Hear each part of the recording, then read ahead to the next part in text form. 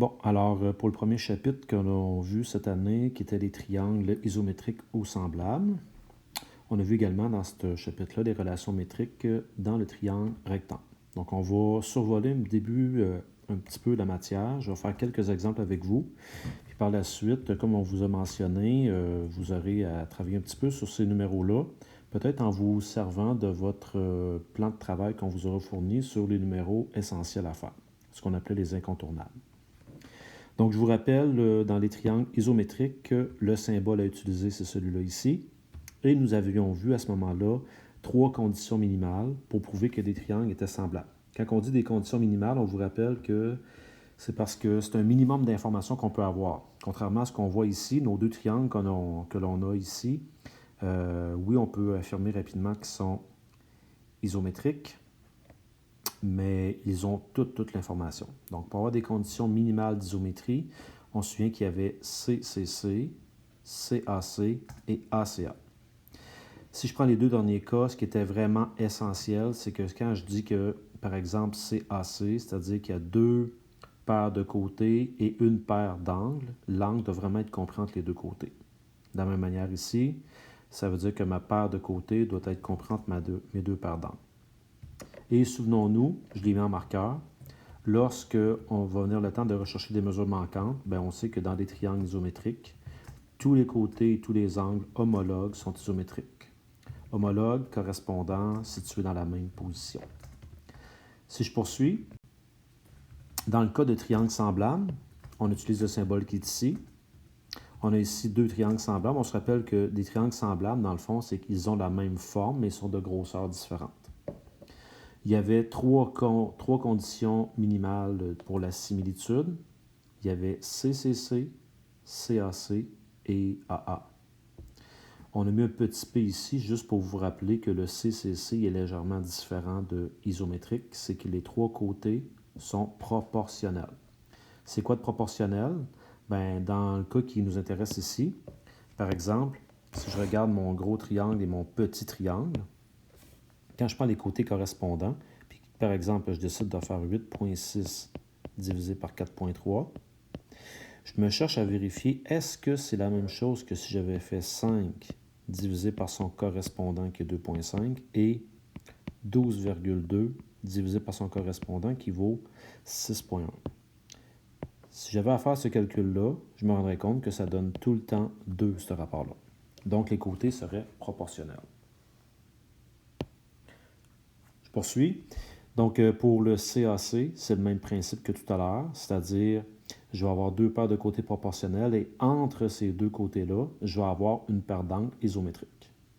Et finalement, le dernier cas qu'on utilise assez souvent, parce que c'est un cas qui est comme facile à utiliser, c'est 2 paires d'angles congrus. Ça va assurément me donner 2 triangles semblables. Et souvenez-vous, lorsque vous avez le temps de rechercher des mesures manquantes, on mentionnait tout le temps la petite phrase que dans les triangles semblables, les côtés homologues sont proportionnels. Et bien sûr, dans les triangles semblables, les angles homologues, eux, demeurent isométriques.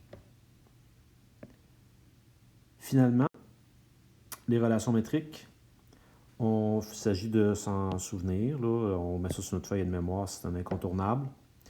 Donc, je vous rappelle que ça fonctionne uniquement, il ne faut pas se faire avoir. Il faut vraiment que ce soit un triangle rectangle.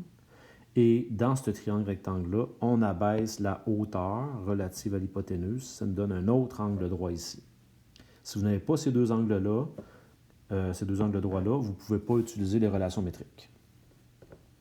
Donc, les relations métriques que l'on a, si vous regardez bien, après avoir bien placé petit a, petit b, petit c, au vis-à-vis de petit a, on met tout le temps C1, au vis-à-vis de petit b, on met C2, et il nous reste la hauteur. Donc là, à ce moment-là, on a des relations métriques dans ce fameux triangle-là. Entre autres, on a que a au carré égale C1 fois C.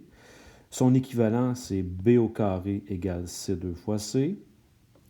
On a h au carré égale C1 fois C2. On a que a fois b égale c fois h.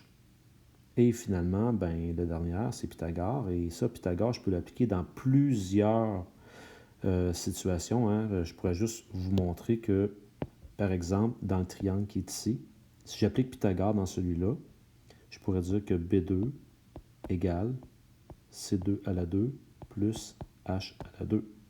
Si je veux l'appliquer dans celui-là ici, je pourrais dire que A au carré égale C1 à la 2 plus H à la 2. Dans le fond, Pythagore, dès que vous êtes dans un triangle rectangle, vous pouvez vous en servir. Ça pourrait vous aider à continuer à avancer dans votre calcul. Tout à l'heure, on va faire un exemple pour être certain là, de savoir comment l'utiliser et aussi, on vous le dit régulièrement dans l'année, utiliser les lettres des sommets respectifs. Ça va nous permettre de savoir exactement quel côté que l'on cherche. Bon, allons-y avec le premier exemple. Ici, on nous donne un triangle. On ne semble pas y avoir de mesure, mais on nous indique qu'il y a des côtés qui sont des références à d'autres triangles que l'on a là. Donc, par exemple, quand je mets deux petites barres ici, deux petites barres ici, même si je ne sais pas la mesure, on m'indique que ces deux côtés-là sont congrus. J'ai trois angles, et là, la question, c'est lequel des triangles suivants est nécessairement isométrique au triangle que l'on a ici. J'ai mis un petit rappel, isométrique, on cherche à savoir est-ce qu'on utilise CCC, ACA ou CAC. Donc là, on ne sait pas encore lequel. On va y aller par élimination, on va y aller avec le premier. Quand je regarde le premier, j'ai que des angles, et avec que des angles, il est impossible de faire quoi que ce soit. J'arrive au suivant, j'ai un angle, puis j'ai deux côtés. Avec un angle et deux côtés, je pourrais peut-être penser utiliser celui-là ici, mais le CAC, c'est vraiment important que l'angle soit compris entre les deux côtés, et ici, mon angle n'est pas compris entre mes deux côtés. Et il n'y a pas possibilité de venir le trouver avec la somme des angles dans un triangle. Donc, également, celui-là, il n'y a rien à faire. Je poursuis. Mon troisième exemple, celui-là ici, j'ai les mêmes angles. Et là, on m'indique qu'il y a des côtés qui sont congrus. Entre autres, on me dit que ce côté-là est congru à celui-là ici. Et que ce côté-là est congru à celui-là, et que lui est congru à lui. Mais le problème, on se rend compte que ici, entre mon angle de 45 et mon angle de 75, entre 45 et 75, c'est le côté de deux barres, alors que c'est le côté de une barre. Donc, en fait, le côté qui est compris entre mes deux angles n'est pas le même. Si vous regardez bien, ces deux triangles-là ne sont pas placés dans la même position. Et si jamais j'avais voulu faire CAC, bien, par exemple, entre une barre et trois barres, l'angle que j'ai ici, c'est 60. Alors qu'ici, entre une barre et trois barres, l'angle que j'ai, c'est 75. Ce n'est pas le même angle. Donc, on ne peut pas affirmer qu'ils sont nécessairement isométriques. Allons voir notre dernière possibilité. Donc, celui-là, je l'élimine. Dernière possibilité, j'ai un angle de 45, j'ai un angle de 75. J'ai deux angles dans un triangle. Sans rien inventer, j'ai le droit de venir déduire mon troisième angle. 180 moins 45 moins 75, parce que je sais qu'il y a 180 degrés dans un triangle. Quand j'effectue ce calcul-là sur une calculatrice, j'obtiens 60 degrés. Donc, on peut aller l'inscrire. L'angle qui est ici, c'est 60 degrés. Et là, ce que j'ai comme information, j'ai deux angles et un côté entre les deux. Entre 45 et 60, c'est le côté qui contient une petite barre. Je m'en viens ici, je regarde, entre 45 et 60, le côté qui est entre les deux, c'est une barre. Donc, on peut affirmer que c'est ce triangle-là ici qui est nécessairement isométrique. Et qu'est-ce qu'on vient d'utiliser? On vient d'utiliser la condition minimale ACA. Prochain numéro. On nous donne un triangle. On dit lequel, parmi les triangles qui sont ici, sont nécessairement semblables. Donc, pour être semblable, je vous rappelle les conditions possibles. On cherche à savoir trois côtés proportionnels. CAC, donc un angle compris entre deux paires de côtés proportionnels. Et AA, deux paires d'angles congrus. Fait que là, comme tout à l'heure, on va les faire un à un. Et ce qu'il faut faire attention, on vous le dit souvent en classe, lorsque vos deux triangles ne sont pas placés dans la même position, pour éviter de vous faire avoir, vous devriez les redessiner dans la même position que le triangle initial. Ce que je veux dire par là, le triangle que l'on a ici en A, quand je regarde ce triangle-là, il est loin d'être placé de la même position qu'ici. Donc, c'est un bon conseil qu'on vous donne. Vous devriez le redessiner. Donc, par exemple, je l'emmène ici. Et ce triangle-là, ce que je voudrais faire avec lui, c'est de le faire tourner. De le faire tourner à peu près comme ça ici, dans la même position que l'autre. Comme ça. De telle sorte que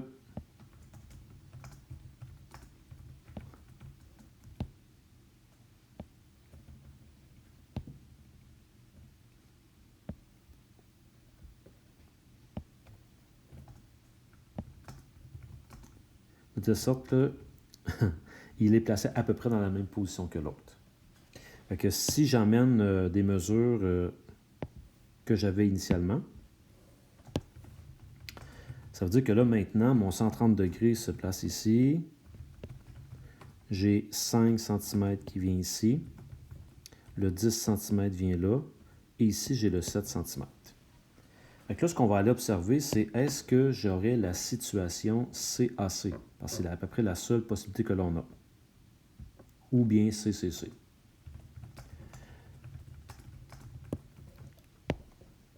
J'essaie de vérifier quand je fais 5 sur 20, est-ce que j'obtiens la même chose que 7 sur 35? Malheureusement, c'est loin d'être la même chose parce que 5 sur 20, ça donne 0,25 et 7 divisé par 35, ça donne 0,2. Donc, c'est pas du tout égal. Donc, si c'est pas égal, c'est sûr que ça ne peut pas être celui-là. On observe les autres possibilités que l'on a. En B, j'ai seulement un angle, j'ai deux côtés, puis mon angle n'est pas compris entre mes deux côtés, donc c'est sûr que je ne peux pas rien faire avec ça ici. Même chose avec le D, là, on va le régler tout de suite. En D, vous avez deux côtés, vous avez un angle, et l'angle n'est pas compris entre les deux côtés. Donc, il n'y a rien à faire avec ça. Donc, logiquement, il nous resterait C par déduction. On va s'assurer qu'on est correct. Donc, j'ai un angle de 15 degrés, j'ai un angle de 15 degrés. J'ai deux côtés qui sont de part et d'autre de cet angle-là. Donc, on va aller s'assurer qu'ils sont proportionnels avec les deux autres côtés. Puis un petit truc, là, quand vous avez deux côtés, ici j'ai 35, j'ai 50, donc j'ai un plus petit que l'autre. Donc, je vais aller comparer ici 8,75 avec 35. Et je vais comparer 12,5 avec 50. Donc, le petit avec le petit, le grand avec le grand. Dans les deux cas, j'obtiens la même réponse. Et cette réponse-là, c'est 0,25. Donc, ma proportion est bonne. Donc, les côtés sont proportionnels. Et ce que je viens d'utiliser ici, c'est la situation CAC, condition minimale de similitude. Il nous reste à travailler les relations métriques dans les triangles rectangles. Donc, regardons ce qu'on a ici. On nous dit que le triangle NOP, il est rectangle en haut. Donc, ça, c'est parfait. C'est ce que ça nous prend. On nous dit que OR, c'est la hauteur du triangle NOP. C'est pour ça que j'ai ici encore une fois un angle droit. On me dit que NO est parallèle à RS. Ça ici et ce segment-là ici sont parallèles. S'ils sont parallèles, ça veut dire que je peux affirmer que lui aussi, ici, il est perpendiculaire à l'autre. Si vous observez bien, on va se retrouver dans une situation où j'ai un triangle rectangle avec la hauteur relative à l'hypoténuse et j'ai un autre triangle rectangle, qui est lui ici, avec également la hauteur relative à l'hypoténuse.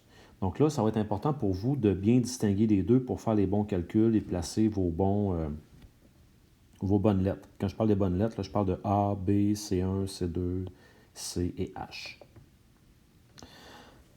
J'ai été placer également les informations qu'on me donnait. On me dit que NR vaut 10, donc j'ai placé NR. RP vaut 18, donc ça, on vous le dit souvent, dès que vous trouvez des mesures ou qu'on vous donne des informations, vous allez les placer. Et là, on va avoir la mesure du segment RS. Ici, on va avoir une série de calculs qui vont débouler vers RS. Quand je regarde ce que j'ai ici, la seule possibilité, là, je vais vous montrer ce que je vois, là. Moi, de mon côté, ce que je vois, c'est comme si je venais enlever, je vais faire comme si j'omettais là, cette ligne-là ici. C'est sûr que là, vous, c'est plus difficile que moi, mais je vais faire comme si cette ligne-là n'était plus là. Ça vous permet de voir apparaître A, B, H, on a ici C, et vis-à-vis de A, j'ai C1, et vis-à-vis de B, j'ai C2. Donc, je vais commencer par travailler dans ce triangle-là. Donc, on va numéroter nos calculs. Premier calcul. Là, je vais voir sur ma feuille de mémoire les relations métriques que j'ai. La première que je vois que je pourrais utiliser, c'est que h au carré égale C1 fois C2. Et là, dans la classe, on vous disait par la suite, puisqu'il y a plusieurs triangles ici, on inscrit quels sont les morceaux que l'on parle. Donc, je parle ici de OR au carré est égal à NR fois RP. Et on va les remplacer par ce que l'on a comme information. Donc, OR au carré égale NR vaut 10 et RP vaut 18. Donc, je me retrouve avec OR au carré égale 180. Et donc, si on va avoir la mesure de OR, il faut extraire la racine carrée de 180. Et on se retrouve avec OR, racine de 180 qui donne 13,42. Très bien. Donc, je pourrais venir inscrire sur mon dessin que maintenant, on connaît que la mesure de OR, c'est 13,42.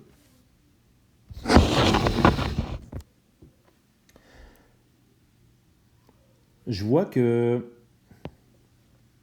si NR vaut 10, que RP vaut 18, on pourrait inscrire que C, là, ici, ça vaut 28.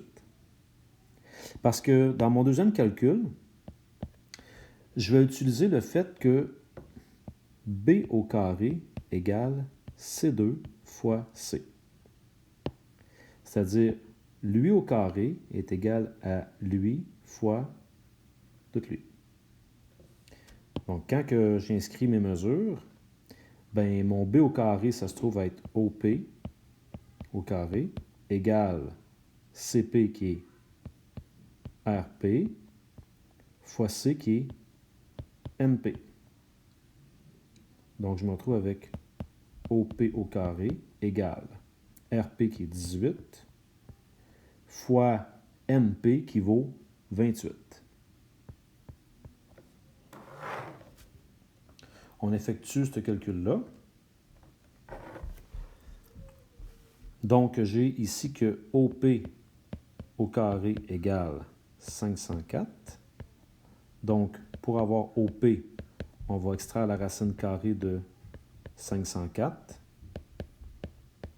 Et quand je fais la racine carrée de 504, j'obtiens 22,45.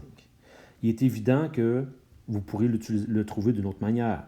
J'en vois déjà qui se disent « Ouais, mais dans le triangle qu'on avait ici, là, je pourrais faire Pythagore pour avoir lui. » Pas de problème. Puis vous allez vous rendre compte que si vous faites Pythagore, vous allez arriver à la même manière, à la même réponse. Donc, il y a plus d'une possibilité. On vient de trouver cette mesure-là, donc on va aller l'inscrire. Donc, tout ça ici vaut 22,45. Bon, rappelons-nous ce qu'on cherchait au départ. Je vais venir enlever ça ici. Au départ,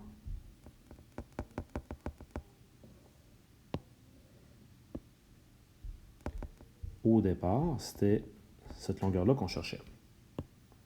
Donc, je remets ce qu'on avait trouvé. On avait déduit que ça ici, c'était un angle droit.